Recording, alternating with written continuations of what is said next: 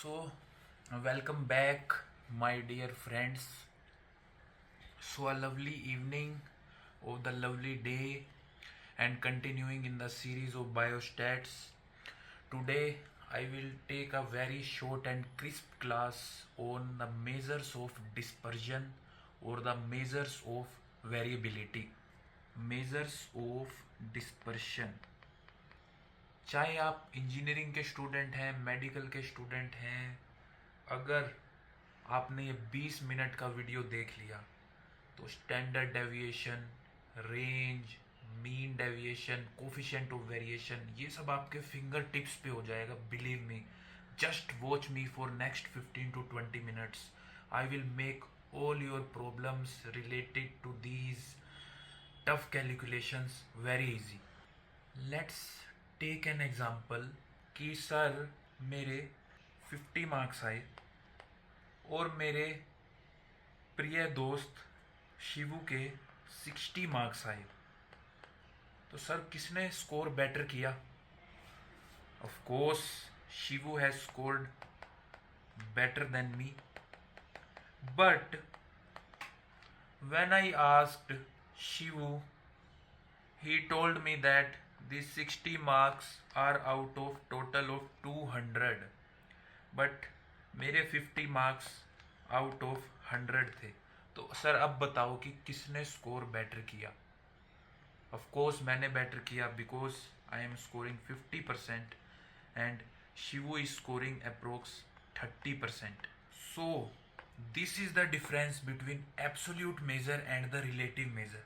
पहले केस में मैं क्या कह रहा था? एब्सोल्यूट मेजर 50 नंबर मेरे, 60 नंबर उसके, एब्सोल्यूट मेजर. अगले केस में क्या आया? मैंने रिलेटिव मेजर बताया, एक क्राइटेरिया सेट किया कि किसके कंपैरिजन में आप चेक कर रहे हो. टोटल मार्क्स के कंपैरिजन में चेक करो ना सर. तो सर पहले केस में क्या था कि Shivu has scored better than me, this is the absolute measure. पर सर फिर एक तीसरा समझदार इंसान आता है, वो कहता है कि सर क्या पैरामीटर है, किसके रिलेटिव तुम मेजर कर रहे हो, कि इसके 50 नंबर, इसके 60 नंबर, कितने में से मेजर कर रहे हो? Then I told that I have scored it from total of 100 marks and he told me that he have scored from the total of 200 marks. So there are two types of measures of dispersion: absolute measures of dispersion and relative measures of dispersion. There are two types of dispersion: absolute measure of dispersion, relative measure of dispersion. Absolute measure of dispersion is calculated by range, standard deviation, variance,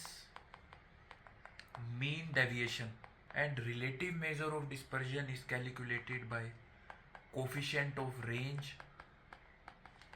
coefficient of standard deviation, coefficient of variation, and coefficient of mean deviation.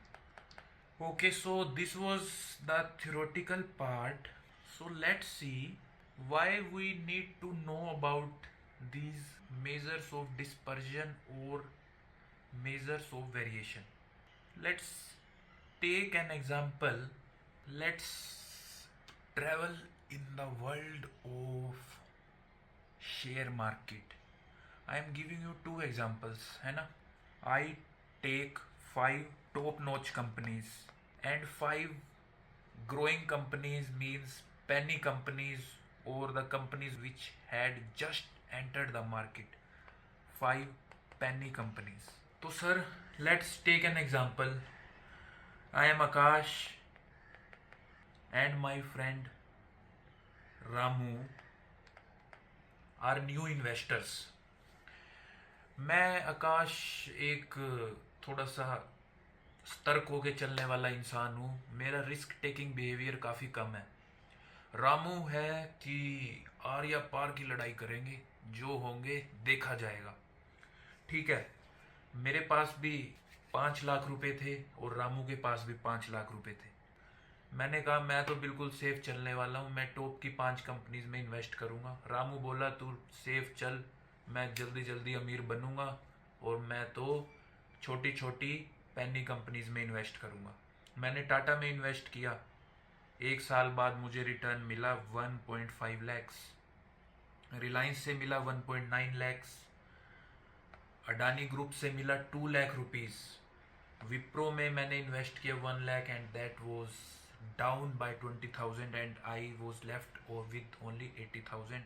I invested in Asian Paints and the return was 1.4 lakh.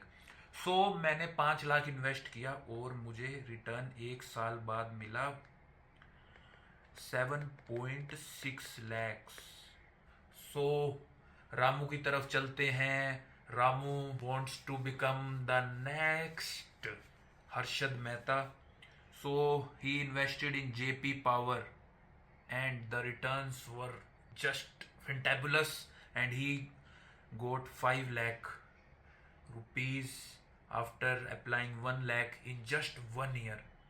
He invested in Philatex company और उसके 1 लाख रुपए रह गए सिर्फ 20,000 रुपये. ही invested in Jyoti developers और उसके 1 लाख रुपए रह गए केवल 30,000 रुपये. उसने पीसी ज्वेलर्स में इन्वेस्ट किया, 1 लाख के हुए डबल 2 लाख रुपए. रामा स्टील्स में इन्वेस्ट किया और 1 लाख के केवल 10,000 रुपये रह गए. जब मैंने उसके टोटल रिटर्न्स चेक करे तो मैंने देखा कि 1 साल बाद उसके पास भी 7,60,000 रुपये थे, मेरे पास भी 7,60,000 थे. उसको भी उतने ही रिटर्न्स मिले, मुझे भी उतने ही रिटर्न्स मिले. तो तीसरा, जिसको शेयर मार्केट की बिल्कुल नॉलेज नहीं है, उसने कहा यार तुमने तो सेम ही प्रॉफिट कमाया, तुम तो एक सेम एवरेज पे लाई कर रहे हो कि तुम्हारे 5 लाख रुपए के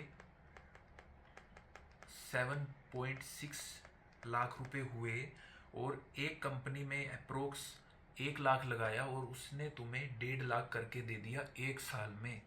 मीन्स द रिटर्न्स वर 50%. पर उसे कौन समझाए कि अंदर क्या खेल चल रहा था. अंदर रामू को 1 लाख की एक कंपनी 5 लाख दे रही थी और 1 लाख की एक कंपनी केवल 10,000 रुपये दे रही थी. इतना बड़ा वेरिएशन था. पर मेरे पोर्टफोलियो में जब मैंने चेक किया तो एक कंपनी ने मुझे 1,90,000 दिया और दूसरी कंपनी ने, जो सबसे खराब परफॉर्म किया जिस कंपनी ने, उसने मुझे 80,000 दिया. तो मेरा डिस्पर्जन क्या था? इतना. रामू का डिस्पर्जन क्या था? इतना. Because Ramu was not working safe. He was applying all the money without any thinking. He was applying all the money to become the next Harshad Mehta. But अंदर क्या चल रहा है उसका मुझे कैसे पता लगेगा? Measures of dispersion, measures of variability. तो इस केस में बताओ ना सर, उसको एक कंपनी 1 लाख का 5 लाख दे रही है और दूसरी 1 लाख का 10,000 दे रही है.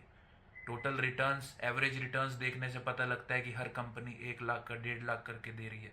पर असल में ऐसा नहीं था. एवरेज वैल्यू से उसकी इंडिविजुअल वैल्यूज बहुत वेरी कर रही थी. एवरेज वैल्यू 1.5 लाख थी पर उसकी बेस्ट मोस्ट प्रॉफिटेबल कंपनी उसको 1 लाख का 5 लाख दे रही थी और वर्स्ट कंपनी 1 लाख का 10,000 दे रही थी.